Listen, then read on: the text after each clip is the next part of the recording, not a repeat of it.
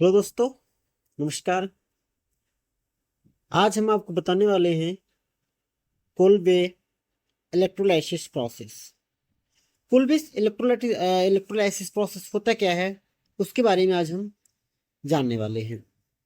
तो Kolbe electrolysis process में एक इलेक्ट्रोलाइसिस प्रोसेस है, एक मेथड है जिसमें कि जो कार्बोक्सिलिक ग्रुप होता है, दैट मीन्स, और ये आपका एक कार्बोक्सिलिक ग्रुप है। इस कार्बोक्सिलिक ग्रुप को इलेक्ट्रोलाइसिस करके,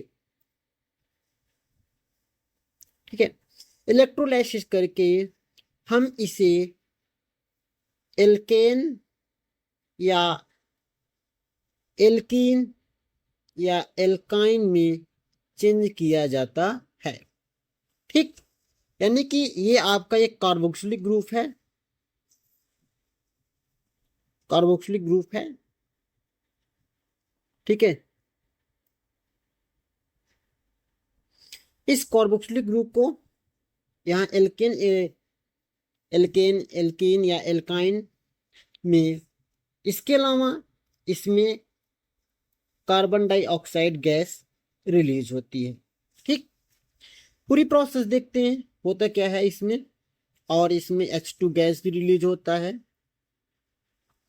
ठीक, पूरी प्रोसेस देखते हैं कैसे कैसे ये प्रोसेस होती है।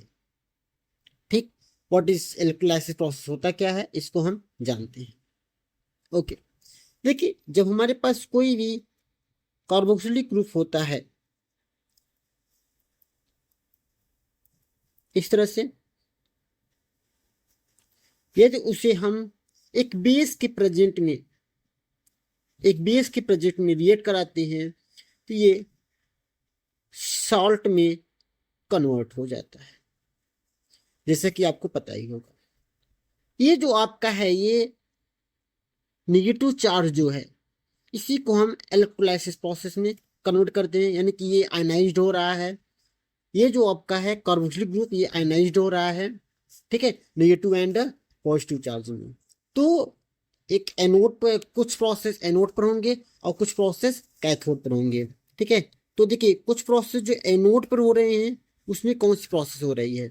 ठीक है, एनोड पर, दैट मीन्स ये जो आपका आयंस है, ये इलेक्ट्रॉन को लॉस करेगा। ये क्या करेगा भाई, इलेक्ट्रॉन लॉस करेगा। जब ये इलेक्ट्रॉन लॉस करेगा तो इस ऑक्सीजन पे एक रेडिकल आ जाएगा। इस ऑक्सीजन पे क्या आ जाएगा, एक रेडिकल आ जाएगा। ठीक, बात समझ में आई। ये एनोड ग्रुप पे प्रोसेस हो रहा है, यहां पर हो क्या रहा है, loss of electron. That means जब इलेक्ट्रॉन, कोई भी स्पीसीज इलेक्ट्रॉन को लॉस करती है तो उस प्रोसेस में होता क्या है, ऑक्सीडेशन होता है। दैट मीन्स एनोड पर ऑक्सीडेशन हो रहा है। एनोड पे क्या हो रहा है, ऑक्सीडेशन हो रहा है। ओके, यहाँ पे इसने इलेक्ट्रॉन को लॉस किया, ऑक्सीजन ने, और क्योंकि ऑक्सीजन में माइनस चार्ज है, दैट मीन्स इसके पास दो इलेक्ट्रॉन है, तो इसने एक इलेक्ट्रॉन को लॉस कर दिया, तो एक इलेक्ट्रॉन इस प्रेजेंट है। दैट मीन्स ये कह सकते हैं कि ऑक्सीजन पे एक रेडिकल प्रेजेंट है। ओके, बात समझ में आई आपको। ठीक, अगले स्टेप में ये जो रेडिकल स्पीसीज है, यहां पर ये एल्काइल और कार्बन के बीच का बॉन्ड है, ये ब्रेक हो जाएगा। और इस तरह से आर आपका एल्काइल ग्रुप रेडिकल में कन्वर्ट हो जाएगा। और यहाँ पर क्योंकि ये बॉन्ड टूटेगा तो एक रेडिकल इस पर और एक रेडिकल इस पर, ये रेडिकल और ये, यानी ये इलेक्ट्रॉन मिल करके क्या बन जाएंगे, CO2, कार्बन डाइऑक्साइड गैस यहाँ पर क्या हो रही है, रिलीज हो रही है। ठीक है, और ये जो आर आपका है, ये रेडिकल, एक और आर रेडिकल, ये आपस में मिलकर क्या बनाएंगे, एल्केन में कन्वर्ट हो रहे हैं। ये क्या है आपका, एल्केन हो गया। ठीक, दैट मीन्स ये एनोड पे होने वाली प्रोसेस है। एनोड पर जो आपका ये ऑक्सीडेशन हो रहा है, यहाँ पर ऑक्सीजन इलेक्ट्रॉन को डोनेट कर रहा है, लॉस कर रहा है, तो इसलिए ये ऑक्सीडेशन हो रहा है। और फिर यहाँ पर देख सकते हैं ये एल्काइल ग्रुप और कार्बन के बीच की जो बॉन्ड है वो ब्रेक हो जा रही है, ब्रेक होकर ये एल्काइल रेडिकल में कन्वर्ट हो जा रहा है और कार्बन डाइऑक्साइड गैस रिलीज हो रही है। ठीक, अगर हम कैथोड की बात करें तो कैथोड पर अगर यहाँ पर ऑक्सीडेशन हो रहा है तो कैथोड पे क्या हो रहा होगा, रिडक्शन। कैथोड पे क्या हो रहा होगा, रिडक्शन हो रहा होगा। ठीक है, अब देखिए जब यहाँ पर ये इलेक्ट्रॉन ऑक्सीजन जो है इन्होंने ये क्या किया है, सॉल्ट बनाया है, यानी कि ये यहाँ पर ये बॉन्ड आयनाइज्ड हुआ था, इस पर माइनस इस पर प्लस। ये जो हाइड्रोजन आयन है, ये हाइड्रोजन आयन, ये दो हाइड्रोजन आयन यानी कि दो इलेक्ट्रॉन को एक्सेप्ट करके H2 गैस में कन्वर्ट हो जाएगी। और H2 गैस कहाँ पर रिलीज होगी, कैथोड पर। दैट मीन्स हम ये कह सकते हैं कि एनोड पर कार्बन डाइऑक्साइड गैस रिलीज हो रही है, जबकि कैथोड पर H2 गैस रिलीज हो रही है। ठीक, बात समझ में आए। और एनोड पर ही एल्केन की फॉर्मेशन हो रहा है। किसकी फॉर्मेशन हो रही है, एल्केन की फॉर्मेशन हो रही है। ये आपका मैकेनिज्म है। जैसे कि मैं एग्जांपल देता हूं आपको, एग्जांपल जैसे कि हमारे पास समझ लीजिए ये कोई CH3 carbon double bond oxygen और यहाँ पर OH। ठीक, this is a carboxylic group. और हम यहाँ पर इसको क्या करते हैं, कन्वर्ट करेंगे। तो इसको जब कन्वर्ट करेंगे तो प्रोडक्ट अब क्या क्या बनेगा, एक तो कैथोड पर बनने वाला है क्या, एल्केन बनेगा।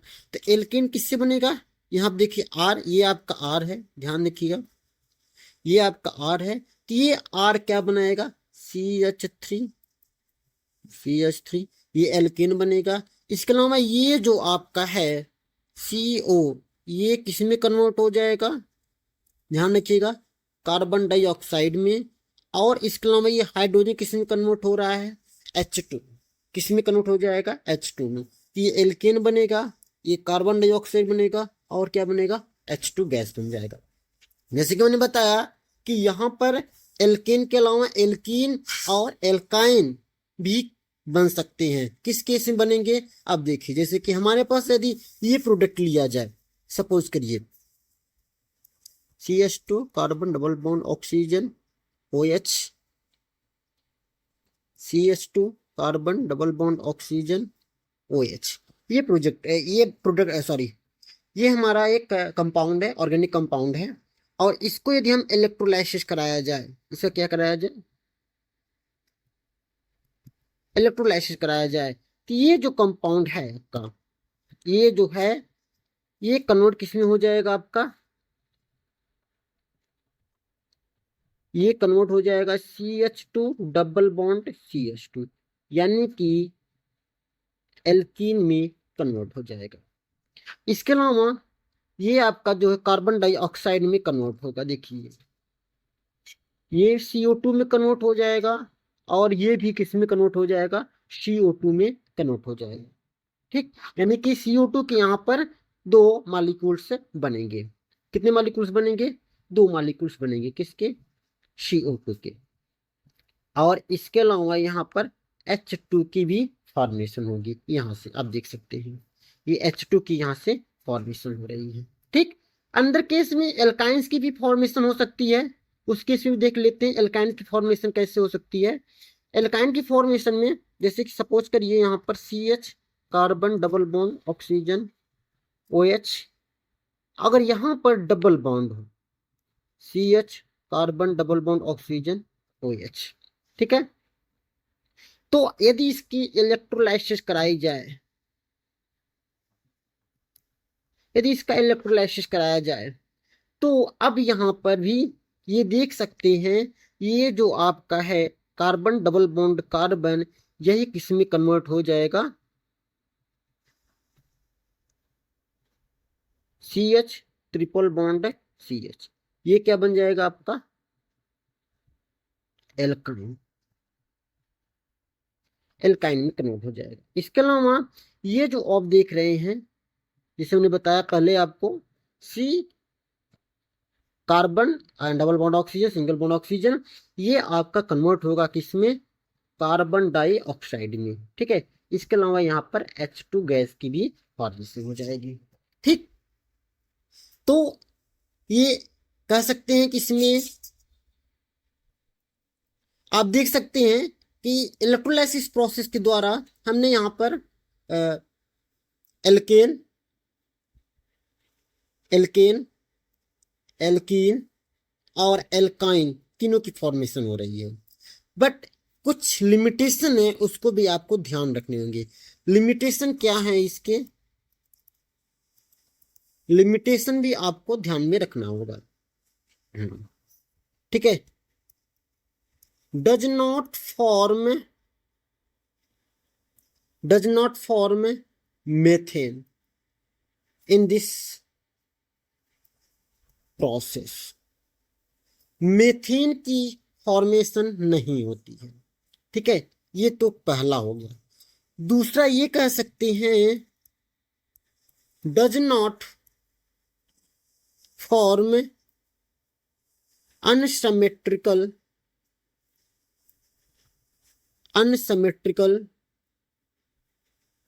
Carbon compound.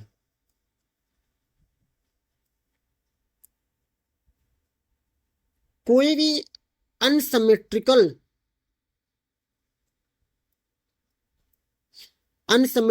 कार्बन कंपाउंड की फॉर्मेशन नहीं होती है। ओनली किसकी फॉर्मेशन होगी, ओनली फॉर्म सिमेट्रिकल कंपाउंड। ठीक है, केवल सिमेट्रिकल कंपाउंड की फॉर्मेशन होती है, अनसिमेट्रिकल कंपाउंड की फॉर्मेशन नहीं होती है।